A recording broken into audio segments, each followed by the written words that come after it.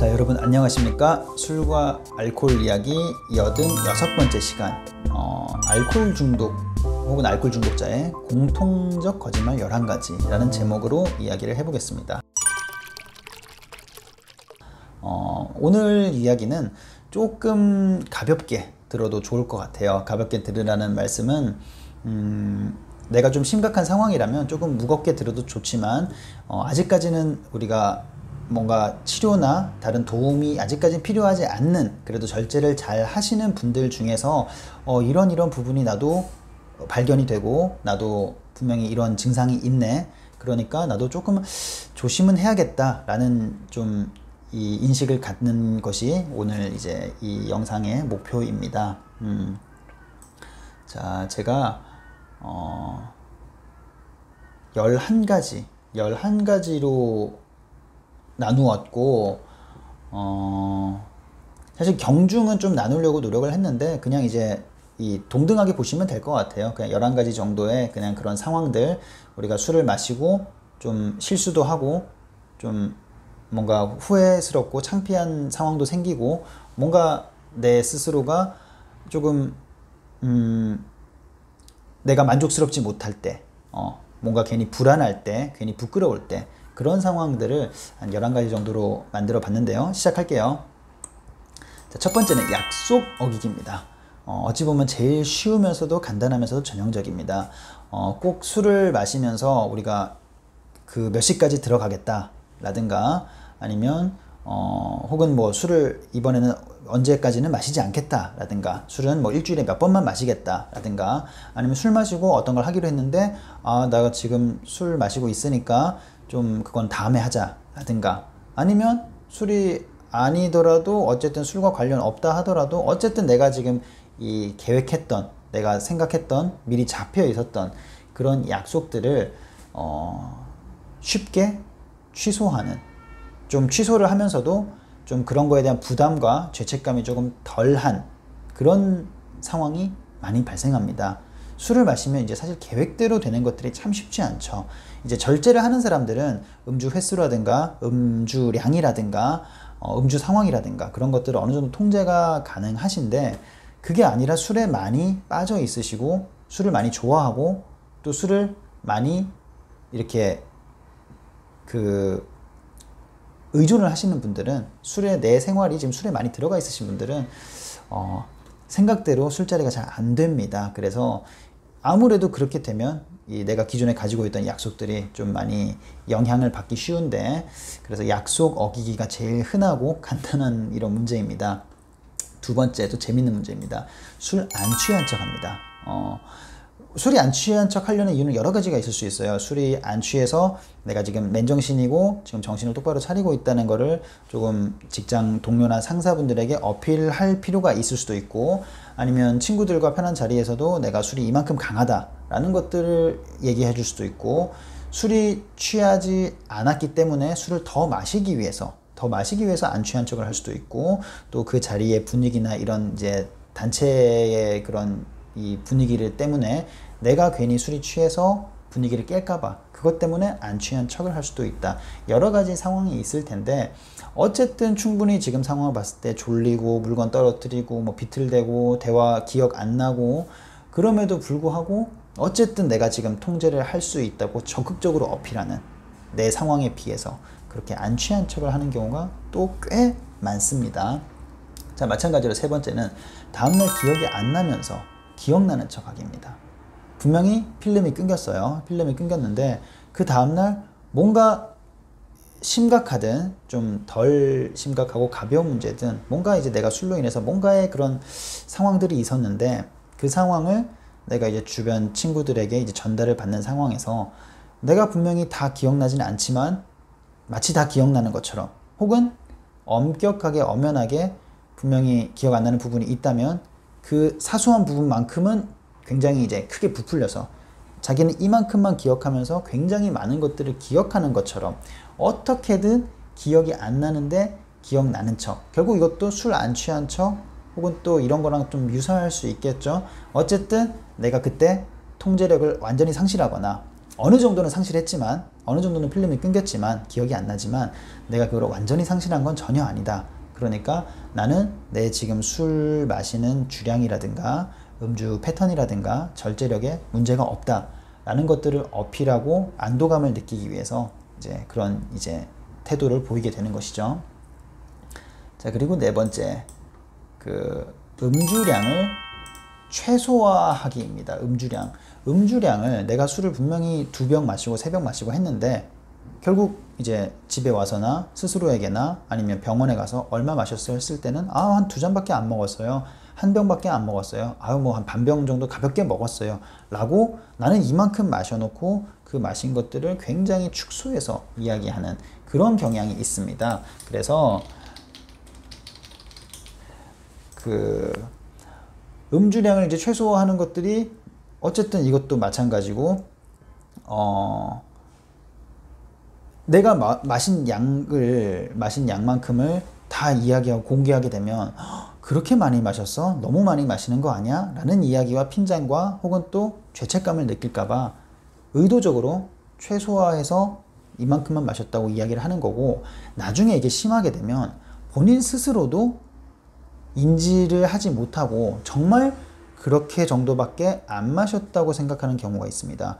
나는 실제로는 2병을 마셨지만 이거는 내가 1병을 마셨고 1병은 남들이 먹으라고 해서 먹은 거기 때문에 이건 내가 마신 게 아니야 라든가, 내가 2병을 마셨지만 1병 마시고 시간텀이 좀 있었기 때문에 이거는 뭐 1병 마신 거지 이거는 2병 마셨다고 할 수 없어 라든가, 다양한 방식으로 이걸 최소화시키고, 심지어 이런 그 횟수, 음주량을 이제 주량도 주량이지만 횟수인데 내가 먹어보니까 분명히 일주일에 4번, 5번을 먹었어요. 근데 나 2번밖에 안 먹었어 라고 처음에는 그 정도밖에 안 먹었다고 인지를 하지만 나중에는 정말로 본인 스스로가 그 정도만 먹었다고 생각을 하고 도리어 기억을 더 망각시켜 버리는 거죠. 술을 마셨던 기억을 최대한 빨리 잊어버리고 내가 많이 마셨던 거를 빨리 잊어버려야 내가 지금 현재 나 술 몇 병밖에 안 마셨어, 몇 잔밖에 안 마셨어, 혹은 나 일주일 동안 몇 번밖에 안 마셨어 라고 하는 겁니다.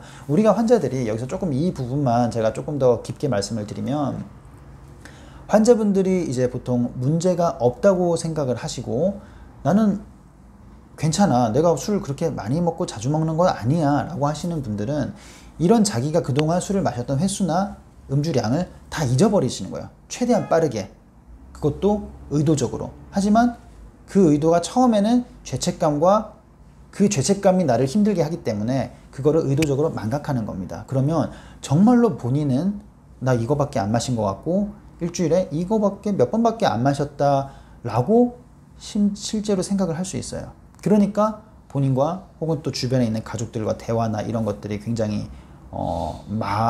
힘들어지는 그런 상황이 생기는 거죠. 그래서 그런 분들에게 제가 나중에 또 그 말씀을 구체적으로 드리겠지만, 어떤 식의 이 방법으로 본인의 음주를 좀 확인하는 또 느끼는, 실제로 이제 파악하는 방법이 있냐면, 적어도 한 달 단위, 내가 지금부터 한 달 이전 것들 충분히 기억할 수 있습니다. 내가 당장 머릿속에서 한 달의 음주량과 음주 횟수가 다 떠오르지는 않지만 하나씩 기억을 하다 보면, 달력을 가지고 하나씩 체크하다 보면 충분히 술 마신 날, 안 마신 날은 충분히 기억할 수 있을 거예요.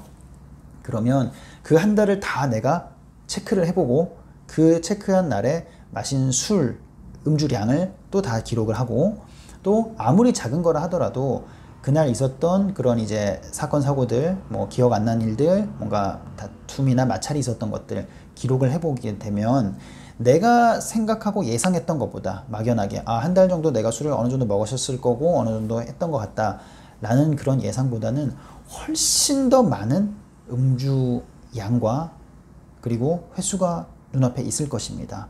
그러면 굉장히 놀라실 거예요. 나는 분명히 이렇게까지는 많이 안 먹는다고 생각했는데 정말 적어놓고 보니까 굉장히 많이 먹었구나 라고 어느 정도 충격을 받으실 겁니다. 그럼 그 충격이 긍정적으로 승화를 한다면 문제가 내가 생각했던 것보다는 확실히 많구나 라는 것을 인지할 수 있고, 그 상황에서 스스로든 아니면 주변의 가족들의 도움에서 조금 치료나 상담을 받아봐라 라고 했을 때 과거에 굉장히 거부하고 부정하고 분노했다면 지금은 조금의 가능성이 열리게 되는 거죠. 그런 상황을 잘 캐치하는 게 중요합니다. 자, 다섯 번째는 조절해서 마신 척하기. 예를 들면 분명히 계획보다 많이 마시고 또 통제보다 더 통제를 벗어나서 많이 마신 상황이지만 어쨌든 본인은 끊임없이 안 취했다, 많이 안 먹었다, 나 그거 다 고려한 거다, 다 계산된 음주였다 라는 것들로 자기의 통제력을 계속 과시하는, 어찌 보면 지금 말씀드린 한 세네 가지가 다 일맥상통하는 영역인데 본인의 통제력을 계속 과시하려는 거예요. 왜냐하면 통제력이 없으니까. 통제력이 없어진다는 거를 의식이나 아니면 의식에서 너무 그런 것들이 계속 나를 괴롭히면 그거를 아예 의도적으로 방어기제를 통해서 무의식으로 내려버립니다. 본인도 모르는 거죠. 그러니까 계속 통제력이 살아있다는 거, 내가 통제를 할 수 있다는 거, 내가 술을 즐긴다는 거를 계속 어필하기 위해서 이런 식으로 여러 가지 다방면으로 거짓말을 하게 됩니다. 처음에는 거짓말인 줄 알다가도 나중에는 거짓말인 줄도 조차도 모르는 거예요. 그때 이제 주변, 특히 가족들과의 마찰이나 이 불화가 굉장히 심해지는 거죠. 대화가 안 되니까.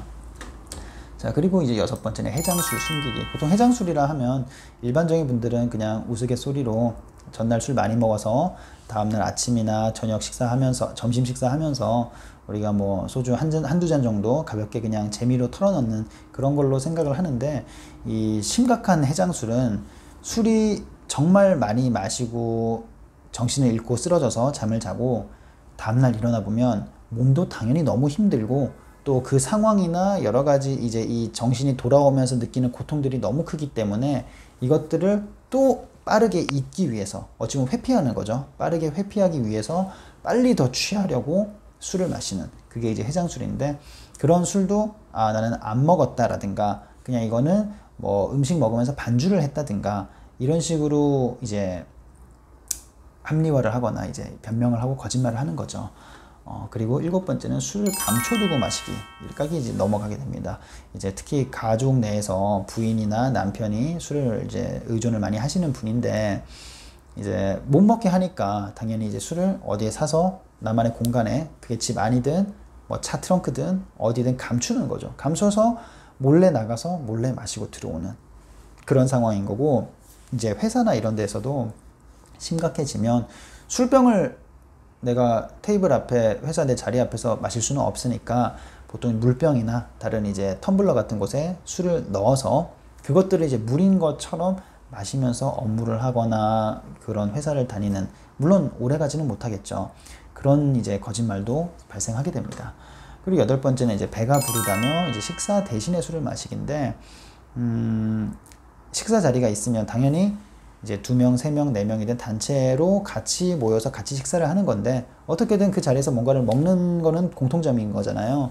근데 어떤 사람 한 명이 내가 난 배불러, 나는 배불러서 밥은 안 먹어도 돼, 안 먹을 것 같아. 그러면 그 사람이 남은 사람들이 밥 먹을 동안 그걸 멀뚱멀뚱 지켜보기는 어려우니까 이제 합리화를 하는 거죠.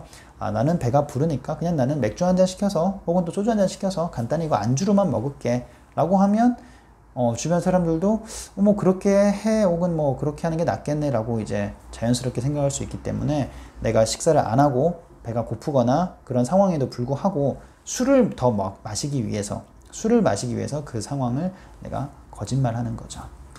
자, 그리고 이제 아홉 번째는 숙취가 있음에도 불구하고, 전날 과음을 하고 다음날 힘든 그 전형적인 숙취의 증상이 있음에도 불구하고 이 증상이 감기다, 혹은 또 몸살이다, 뭐 장염이다, 설사다, 이런 식으로 다른 질병으로 회피해버리는 겁니다. 이것도 마찬가지죠. 내가 술 마시고 이렇게 힘들다는 거를 내가 인정하거나 주변 사람들에게 알리게 되면 당연히 너는 그러면 술을 더 마시면 안 되겠네, 이제 술을 줄이거나 안 먹어야겠네 라는 반응이 예상되기 때문에, 이거는 내가 지금 아픈 거는 술 때문이 아니야 라는 걸로 거짓말을 하는 거.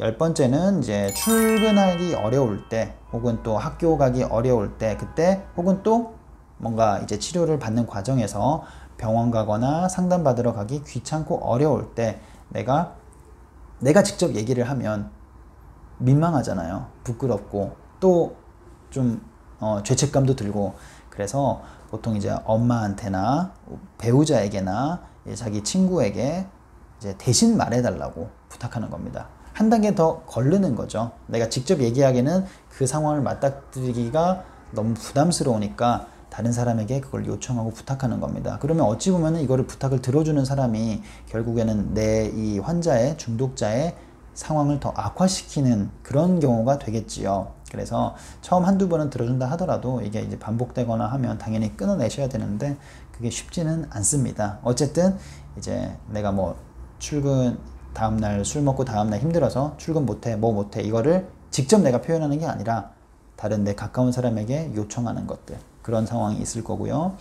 자, 그리고 마지막으로 11번째는 음주 문제에 대해서 내가 뭐 돌봄이나 뭐 치료나 관리나 이런 것들이 필요 없다 라고 이제 이야기하는 거죠. 전형적인 거죠. 우리가 가족분들이 제일 답답해하고 힘들어하는 게, 아니 이 사람 분명히 문제가 있는데 정말 심각하고 이렇게 두면 안 될 것 같은데 왜 본인은 문제가 없다고 할까? 왜 문제를 인지하지 못할까? 제일 큰 문제고 이 마찰이 생기는 제일 이제 근본적인 첫 번째 이유일 텐데요.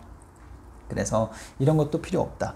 결국에 11가지 알아보았는데 우리가 이제 상황은 좀 재미있는 상황도 있고 정말 공감 가는 상황도 있고 잘 이해가 안 되는 상황도 있을 수 있겠지만 결국에 이 11가지의 공통점은 내가 이 대상, 물질, 이 술이라는 물질에 대해서 충분히 통제력과 절제력이 아직 가지고 있다는 것을 강하게 어필하기 위한 수단들입니다. 근데 그렇게 강하게 어필하는 이유는 뭐겠어요? 당연히 내가 통제력이 없다는 것을 나는 알아요. 근데 처음에는 알아서 부끄럽고 민망하고 죄책감이 들지만 그게 너무 반복되니까 그런 민망함과 부끄러움의 기억조차 지워버리고 무의식 속에 넣어버리는 거죠. 그러니까 본인은 나중에 되면